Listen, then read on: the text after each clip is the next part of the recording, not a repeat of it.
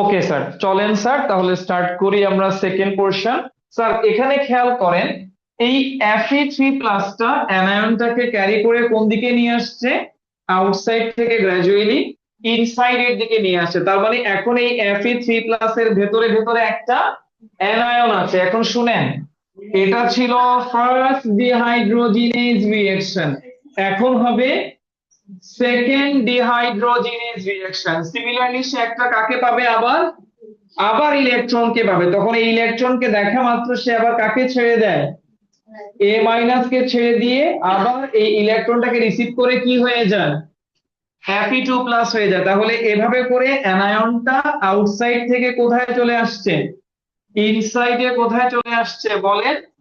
সাইটোপ্লাজমে চলে আসছে। তার মানে সাইটোপ্লাজমে প্রথমবারের মতো একটা কে ঢুকলো? অ্যানায়ন ঢুকলো।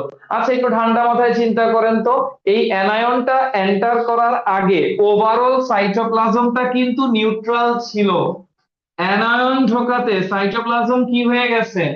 নেগেটিভলি চার্জ হয়ে গিয়েছে। কখনোই একটা ওভারঅল সেল আয়োনাইজড অবস্থায় থাকতে চায় না, সে অলওয়েজ কি অবস্থায় থাকতে চায়?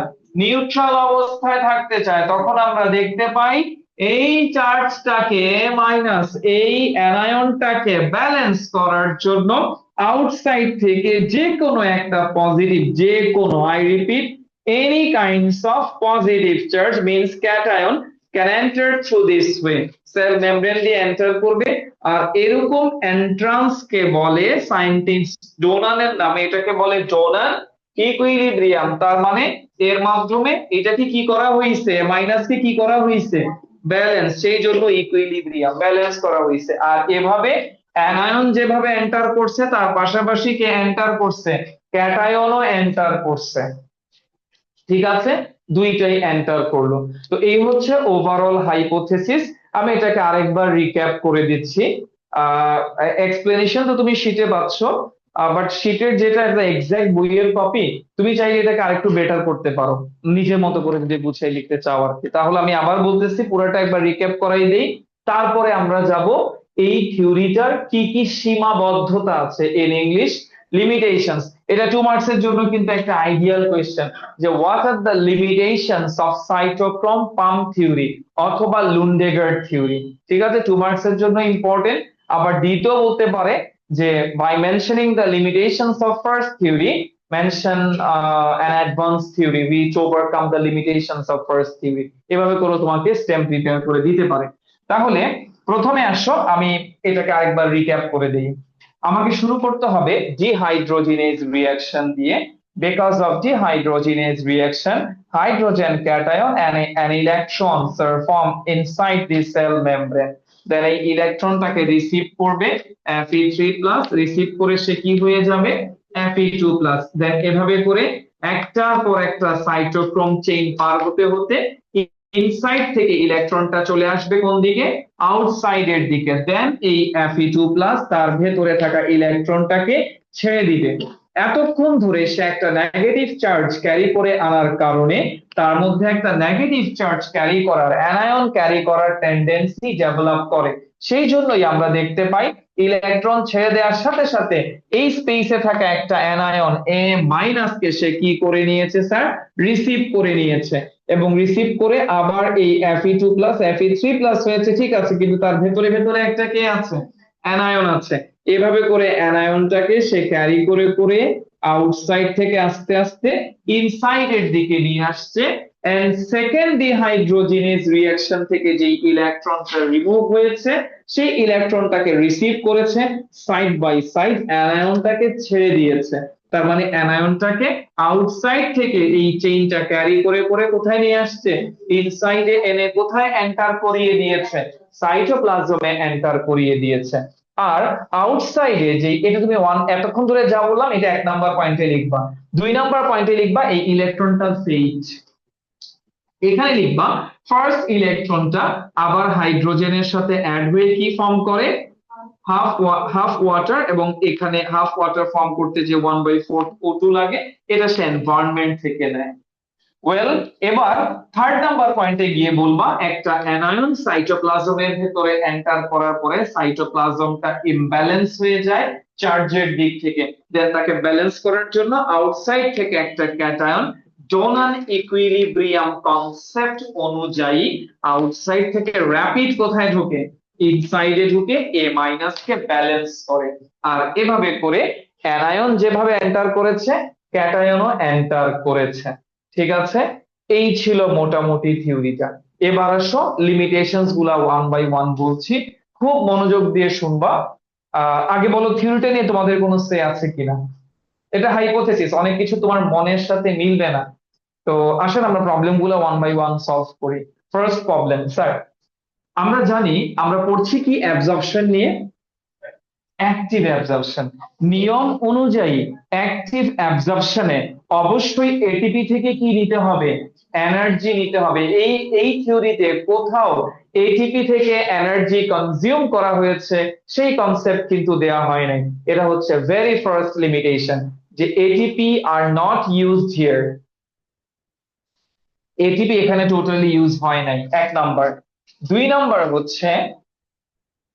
নাম্বার হচ্ছে, একটু তাকাইতে হবে, অ্যানায়ন বোর্ডে তাকাইতে হবে সবাইকে। অ্যানায়নটা এখান থেকে এখানে কিভাবে এন্টার করলো, that means space between cell wall and cell membrane থেকে কিভাবে সেল মেমব্রেন এন্টার করলো, দেন সেল মেমব্রেন থেকে আবার সে সাইটোপ্লাজমে কিভাবে এন্টার করলো, এটা নিয়ে কোনো ক্লিয়ার আইডিয়া দেয়া হয় নাই।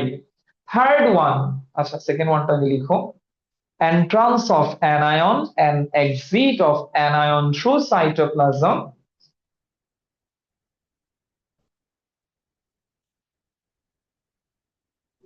How দিয়ে স্টার্ট করতে পারো, how does anion enter from here to here, that means outside to cell membrane and cell membrane to cytoplasm, that concept cannot given। এভাবে করে মেনশন করতে পারো বা আরেকটু বেটার সেন্টেন্স প্রিপেয়ার করতে পারো। আসো স্যার, তাহলে এটা গেল।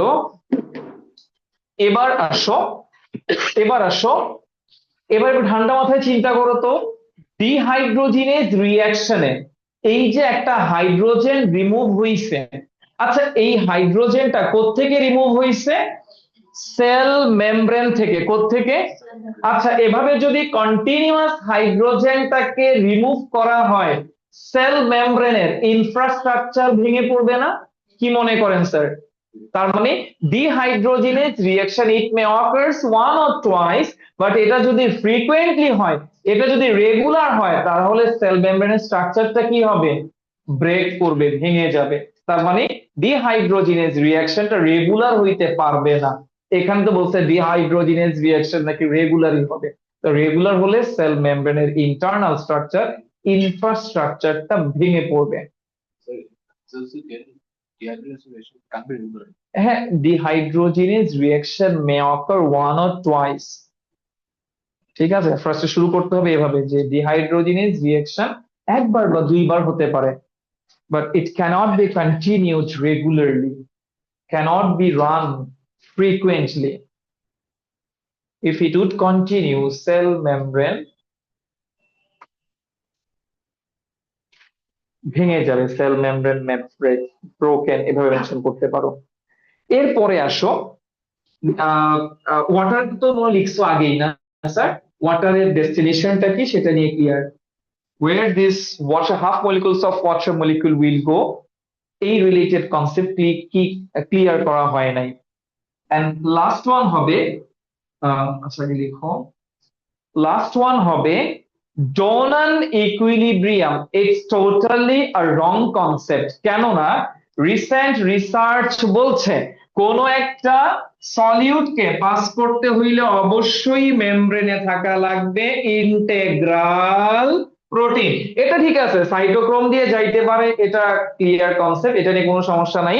বাট এই যে একটা ক্যাটায়ন, একটা একটা যে কোনো চার্জ এভাবে করে ডোনান ইকুইলিব্রিয়াম কনসেপ্ট দিয়ে সাইটোপ্লাজমে এন্টার করতে পারে না, কারণ আমরা জানি যে যে কোনো সলিউট পাস করার জন্য মেমব্রেনে, সেল মেমব্রেনে কাকে বসানো হয়েছে? Integral protein. চ্যাপ্টার 1 শিখাইছিল যে সেল মেমব্রেনে তিন ধরনের প্রোটিন আছে। ফার্স্ট ওয়ান ছিল কি স্যার? ফার্স্ট ওয়ান ছিল lipid saturated or lipid combined protein, দুই নম্বরে ছিল পেরিফেরাল প্রোটিন, তিন নম্বরে ছিল ইন্টেগ্রাল প্রোটিন। এই তিনটা প্রোটিনকে তুমি সেল মেমব্রেনে ডেসক্রাইব করেছিলা। তো কিছু সাজেশন দিই স্যার। অনেকেই আমাকে আস্ক করতেছেন যে স্যার বায়োলজি পরীক্ষাগুলো ভালো হচ্ছে না, অন্য সাবজেক্ট ভালো হইলেও বায়োলজি ভালো হচ্ছে না। স্যার বায়োলজি ভালো করার জন্য এখন যেটা করতে হবে, এখন তো স্যার আর এক্সামের প্রেশার নাই, মাথা থেকে যারা টেস্টে অল সাবজেক্টে পাস করেছেন তাদের জন্য বলছি, মানে যাদেরকে ক্লাস টিচার কল দেয় নেই, তো তাদের ক্ষেত্রে এখন একটা প্ল্যান করতে হবে। প্ল্যানটা কেমন? টানা বায়োলজি পড়ার দরকার নেই, এটা আমার সাজেশন আর কি, আপনি চাইলে ফলো করতেও পারেন, না করতে পারেন। প্রথমটা হচ্ছে আপনি প্রতি রাত্রেবেলা, এখন তো স্যার রাতে অবশ্যই জাগতে হবে, না না চাইলেও জাগতে হবে স্যার, পড়াশোনা করতে হবে, ঘুম এখন এত ম্যান্ডেটরি না। তাহলে প্রতি রাত্রে 2 ঘন্টা আপনি বায়োলজির পেছনে দিবেন প্রতি রাত্রে, এবং প্রতিদিন দেওয়ার দরকার নাই, আপনি যদি মনোটনি ফিল করেন আপনি একদিন পর পর দেন। তাহলে আজকে রাত্রে যখন আমি 2 ঘন্টা বায়োলজি নিয়ে পড়বো, আমি আজকে বায়োলজি ফার্স্ট পেপার থেকে শুরু করবো। আমি উইক, আমি ধরে নিলাম, তাহলে আমি কি করব? আমি বায়োলজি চ্যাপ্টার 1টাকে আমি স্টার্ট করব, এবং চ্যাপ্টার 1-এর কি টপিক কোনগুলা, মেইন টপিক কোনগুলা, সেগুলো আমি পড়বো। সবগুলা পড়ার সময় নাই, কি টপিক। এখন কি টপিক মানে কি? যেমন আমি যদি ডিভাইড করি, যেমন চ্যাপ্টার 1-এর দুইটা part, cytology, molecular biology. Obviously molecular biology important, তার মানে সাইটোলজি আমি একদমই পড়বো না? না স্যার, এইটা হবে না। সাইটোলজি থেকেও কিছু কি টপিকস আছে যেগুলোতে বোর্ড এক্সামে সিকিউ আসছে, যেমন সেল ওয়াল, সেল মেমব্রেন, এই দুইটাকে মার্চ করে খুব ভালো ধরনের সিকিউ হয়েছিল চট্টগ্রাম বোর্ডে, এইচএসসি 2017-এ। মেঘনাদের ব্যাচ ছিল ওটা। তো যাই হোক স্যার, ওই সময় এখনো মনে আছে, ওটা মডেলের সেই কোয়েশ্চেনটা দিয়েছিলাম, এক্সাক্ট কোয়েশ্চেনটা একদম এই বিষয় চলে আসছিল বোর্ড এক্সামে। এটা মানে মিরাকল ভাবে মিলে গেছে, এবি তো মিলার কথা না, এই বিষয় মিলে গেছে বোর্ড এক্সামে যেটা। তাহলে এই দুটো টপিক আমি পড়বো, cell wall, cell membrane. Chloroplast, mitochondria থেকে এই স্টেজে কোয়েশ্চেন আসবে না, এত গুরুত্ব দেওয়ার দরকার নাই। এরপরে এতটুকু পড়ার পরে তুমি ক্রোমোজোম নিয়ে একটু স্টাডি করবা, ক্রোমোজোম নিয়ে স্ট্রাকচার নিয়ে কিছু স্টাডি আছে, হেটারোক্রোমাটিন, ইউক্রোমাটিন, এই পার্ট গুলা পড়বা। এরপরে চলে যাবা তুমি মলিকুলার বায়োলজিতে। মলিকুলার বায়োলজি টপিক গুলা কিন্তু খুবই স্পেসিফিক, যেমন DNA structure, RNA type, replication, transcription. Replication আবার দুই রকমের, লিডিং স্ট্র্যান্ডে, ল্যাগিং স্ট্র্যান্ডে। এরপরে আসো ট্রান্সক্রিপশন। ট্রান্সক্রিপশনের টপিক দুইটা, ট্রান্সক্রিপশন, প্রসেসিং অফ এমআরএনএ, শেষ ট্রান্সক্রিপশন। এবার আসো ট্রান্সলেশন। ট্রান্সলেশনে যাওয়ার আগে পড়তে হবে জেনেটিক কোড, জেনেটিক কোডের ফিচার, তারপরে ট্রান্সলেশন। মোটামুটি এই টপিক গুলা। এর বাইরে আরো একটা টপিক আমার কাছে আপনাদের জন্য ইম্পর্টেন্ট মনে হচ্ছে, অপেরন মডেল। প্রোক্যারিওটিক সেলের জিন রেগুলেশন হয় কোন কনসেপ্টের মাধ্যমে? অপেরন কনসেপ্টের মাধ্যমে। অপেরন কথাটার মানে কি? ক্লাস্টার অফ জিন। জিন কখনো একা কাজ করে না, একসাথে একটা গ্রুপ করে কাজ করে। ওই কনসেপ্ট অপেরন মডেলটা নিয়ে খুব ভালো করে স্টাডি করতে হবে। তো এটা আমি স্যার যখন আমাদের মডেল টেস্ট ব্যাচ স্টার্ট হবে, ওইখানে রিভিশন ব্যাচে আমি ডিসকাস করে দিব ওই জিনিসগুলা, যেগুলো ইম্পর্টেন্ট টপিক। তারপরে সেন্ট্রাল ডগমা 2 মার্কস এর জন্য। সেন্ট্রাল ডগমা যে কথা, ফ্লো অফ বায়োলজিক্যাল ইনফরমেশন একই কথা। এই তো চ্যাপ্টার 1। এই 2 ঘন্টা ধরে আমি এই টপিক গুলো একটু এট এ গ্লান্স দেখবো, রিভাইজ করবো। আর একটু বেশি সময় লাগুক, আমি একটু উইক স্টুডেন্ট, আমি 3 ঘন্টা সময় দিব, কি হয়েছে? আপনি এইভাবে না পড়লে কখনো আগাইতে পারবেন না। তাহলে এভাবে গেল চ্যাপ্টার 1। আজকে বায়োলজি পড়লাম, টুমোরো বায়োলজি পড়ার দরকার নাই। একদিন পর পর এভাবে 2 ঘন্টা 3 ঘন্টা দিয়ে চ্যাপ্টার গুলা বুঝান। আদারওয়াইজ আপনি কখনোই নিজেকে ইমপ্রুভ করতে পারবেন না। পরীক্ষা দিবেন, পরীক্ষা দেওয়ার সময় সামনে অনেক আছে, বাট মার্চ এপ্রিল এই 2টা মাস পরীক্ষা না দিয়ে নিজেকে বুঝান। এখন যে ল্যাকিংস গুলো আছে ওগুলা মে মাসে পরীক্ষা দিবেন, জুন মাস তো পুরোটাই পাইতেছেন, জুন মাসে লাস্টের দিকে এক্সাম স্টার্ট হইতেছে। তো মোটামুটি মে পাচ্ছেন এক্সাম দেওয়ার জন্য, মে মাসে বিভিন্ন জায়গায় মডেল টেস্ট দিবেন, জুন মাসের 15 পর্যন্ত এক্সাম দিবেন, শেষ। এরপরে একেবারে সাইলেন্ট হয়ে যাবেন। এই প্যাটার্নে আগান। আপনার পড়ালেখা গুছানো নাই, আপনি উদ্ভাসে গিয়ে এক্সাম দিচ্ছেন স্যার, এটা তো আউটপুট ভালো হবে না। আগে গুছান, সবগুলা সাবজেক্ট একই প্যাটার্নে আগান। ফার্স্ট পেপার থেকে ধরেন, ফার্স্ট পেপার আপনাদের ল্যাকিংস বেশি আমার যা মনে হচ্ছে। ফার্স্ট পেপারে আমার এটা, আমি তো কপি চেক করলাম 2 পেপারেরই, সেকেন্ড পেপারে ভালোই লিখছেন, ফার্স্ট পেপারে খুবই বাজে অবস্থা স্যার, খুবই বাজে অবস্থা sir, please improve your self, rectify your self. এখন তো স্যার কলেজের আর কোনো প্রেশার নাই, এখনো যদি গুছাইতে না পারেন, এখনো যদি নিজের মনের সাথে যুদ্ধ করতে না পারেন, তাহলে তো স্যার আর ভালো রেজাল্ট করতে পারবেন না। আর এই পরীক্ষা খালি এই যে পড়াশোনা করতেছেন, এটা তো খালি এইচএসসি এক্সামের জন্য করতেছেন না, আফটার এইচএসসি লাগবে না এই পড়াশোনা? এসএসসির সময় না লাগে নাই, মডেল ইয়ে ছিল, বোর্ড এক্সামে যা পাইছেন জিপিএ, সেটা দিয়ে কলেজে অ্যাডমিট হয়ে যেতে পারছেন। এখন আপনি গোল্ডেন জিপিএ 5 না, সারা বাংলাদেশের হাইস্ট মার্ক পাইলেও কি বুয়েট আপনাকে অফার করবে? তুমি বাংলাদেশের হাইস্ট মার্ক হোল্ডার, তুমি চলে আসো বুয়েটে, কোন সাবজেক্টে পড়বা বলবে? মেডিকেল তোমাকে ডাকবে? কখনো না স্যার। অ্যাডমিশন টেস্ট দিয়ে ভালো জায়গায় চান্স পাইতে হবে। তো এই জন্য পড়াশোনা অনেক ভালো হইতে হবে, যাতে করে অ্যাডমিশন টেস্টের জন্য ভেতরে ভেতরে একটা প্রিপারেশন হয়ে যায়। ওয়েল, এখন এই লিমিটেশনস গুলা লেখা পর্যন্ত মোটামুটি লুন্ডেগার্ড থিওরি, ঠিক আছে স্যার? তো এখন এটাকে সাইটোক্রোম পাম্প কেন বলে? কারণ এটা কার মাধ্যমে কাজ করে? সাইটোক্রোম নামের ক্যারিয়ার প্রোটিনের মাধ্যমে কাজ করে। এই যে লিমিটেশনস গুলা তুমি যা যা লিখছো, মোটামুটি 5টার মতো মনে হয় লিমিটেশনস লিখছো, তাই না স্যার? এই লিমিটেশনস গুলাকে, এই 5টা লিমিটেশনস কে ওভারকাম করে যাবে প্রোটন অ্যানায়ন কো ট্রান্সপোর্ট থিওরি। তো এই জন্য এই দুইটা থিওরি বেশি পড়া লাগে, ঠিক আছে? আচ্ছা, এখন এনজাইমের যেই চ্যাপ্টার 3 সেল বায়োকেমিস্ট্রিতে এনজাইমের হাউ ডাজ এনজাইম ওয়ার্ক, এই রিলেটেড দুইটা থিওরি আছে। একটা হচ্ছে লক এন্ড কি থিওরি, আর একটা হচ্ছে induced fit theory. Induced fit theory, তো ওইখানে একটা টার্ম আছে লক এন্ড কি থিওরিতে, এনজাইম সাবস্ট্রেট কমপ্লেক্স। এগুলো পড়তেছেন কিনা? এগুলো তো বাসায় পড়েন স্যার, সময় দিয়ে না এগুলো তো স্যার, নিজে নিজে বসলেও স্যার হয়ে যায়, টিচারের উপরে খুব একটা বেশি ডিপেন্ডেন্ট হওয়া লাগে না। পড়তেছেন না স্যার? আচ্ছা, তো কার্বোহাইড্রেটের পরে পরে chapter 3 cell biochemistry important topic কিন্তু এনজাইম। এই জন্য এনজাইম রিলেটেড যে টপিক গুলো আছে, এনজাইমেটিক যে রিয়াকশন গুলো আছে, এগুলো একটু ভালো করে পড়া লাগবে। কারণ কার্বোহাইড্রেট ভালো পড়তেছেন, এনজাইম পড়তেছেন না, বা অন্য টপিক টাচই করতেছেন না, এইটা যাতে না হয়। অনলাইনে যারা আছেন কোনো কিছু সেট থাকলে এই রিলেটেড আর্টস করতে পারেন। এখন তো এটা নষ্ট করে ফেলছি স্যার, প্রথমে যে ডায়াগ্রামটা ছিল ওটাই পারফেক্ট, এখন তো অনেকটাই নষ্ট হয়ে গেছে, এখানে আপনাকে এগুলা মেনশন করতে হবে না। তারপরে ওয়ান এগুলো আউটসাইড ইনসাইড ঠিক আছে, বাট অন্যগুলা মেনশন করতে হবে না। প্রথম দিকে যে থিওরি মানে যেটা ছিল ওইটাই পারফেক্ট ছিল। এখানে ইন্টেগ্রাল প্রোটিন ড্র করে ফেলছি, এগুলো কিছুই করা লাগবে না। ওকে, আর কিছু আর্টস করতে চান এমনি এখান থেকে? আমি চ্যাপ্টার 9-এর যে টপিক গুলো আপনাদেরকে পড়াচ্ছি, সবগুলা টপিকে স্যার আপনাদেরকে টাচ করতে হবে, কিছু বাদ দিতে পারবেন না। ইয়েস স্যার, বলেন। লাস্টে লিমিটেশনসটা মানে কি, ডোনাল ইকুইলিব্রিয়াম, এই কনসেপ্টটা এটা টোটালি একটা wrong concept. Donald equilibrium it's totally a wrong concept. কেন রং কনসেপ্ট? বিকজ কোনো মিডিয়াম ছাড়া এভাবে সেল মেমব্রেন দিয়ে কখনোই কে পাস করতে পারবে না, কোনো ক্যাটায়ন বা অ্যানায়ন পাস করতে পারবে না। যদি পাস করতে হয় অবশ্যই সেখানে কাকে থাকা লাগবে? ইন্টেগ্রাল প্রোটিনকে থাকা লাগবে। সারা সাইটোক্রোম একটা না, অনেকগুলো আকারে থাকে, তো এখানে মেইনলি 3টা দিয়ে বোঝানো হয়েছে। 3টা দিয়ে বোঝানো যা, 5টা দিয়ে বোঝানো যা, অনেকগুলো থাকতে পারে। আয়রন, এটা এটার সাথে আয়রন অ্যাটাচ থাকে, এটা আয়রনের থ্রুতেই কাজ করে।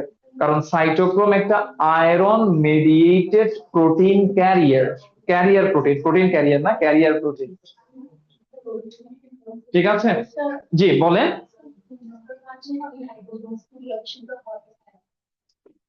আবার ওই যে ইলেকট্রনটাকে কি করার জন্য, এটা তো একটা হাইপোথেসিস, আসলে তো এই ব্যাপারগুলো ঘটে না এইভাবে। উনি যেটা বোঝাচ্ছেন, লুন্ডেগার্ড যেটা বোঝাচ্ছেন, প্রথমবার যে ইলেকট্রনটা রিমুভ হয়েছিল এভাবে করে, সেকেন্ড টাইম আবারও কি হবে? ইলেকট্রন রিমুভ হবে, দেন সেকেন্ড ইলেকট্রনটাকে রিসিভ করবে আর এ মাইনাসটাকে ছেড়ে দিবে। ঠিক আছে, এখানে তো সাইক্লিক অর্ডারই বোঝাচ্ছে, এটা সাইক্লিক অর্ডারই বোঝাচ্ছে। ঠিক আছে, কনসেপ্টটা ধরতে পারছো?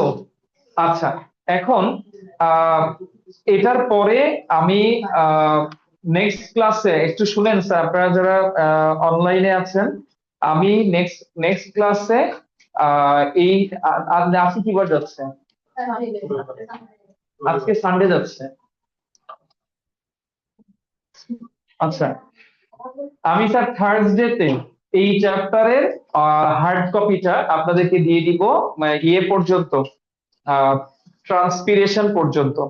তারপরে ফটোসিনথেসিস, রেসপিরেশন, এই দুইটা একসাথে দিব। ঠিক আছে? তো যারা অবশ্যই প্রেজেন্ট থেকে থার্সডেতে শীটগুলা বুঝে নিবেন, 1 নাম্বার। 2 নাম্বার হচ্ছে চ্যাপ্টার 8, কোঅর্ডিনেশন এন্ড কন্ট্রোল। এটার হার্ড কপি পাও নাই কে কে? যদি না পেয়ে থাকো, আজকেই ক্লাসের ছুটির পরে আমার কাছ থেকে বুঝে নিয়ে যাবে। আর যারা অনলাইনে আছে, যদি বুঝে পেয়ে না থাকো, আমার কাছ থেকে নিয়ে যাবে স্যার। এরপরে chapter 9, continuation of human life. এটা শীট যারা যারা পাও নাই, আমাকে একটু নক দিও। আমি চাচ্ছি যে সেকেন্ড পার্ট রিলেটেড যে শীট গুলো এখনো পাও নাই তোমরা, সেগুলো পুরোটাই তোমাদেরকে বুঝাই দিতে। ঠিক আছে, আজকে এই পর্যন্তই থাকবে। Thank you sir. আল্লাহ হাফেজ, আসসালামু আলাইকুম।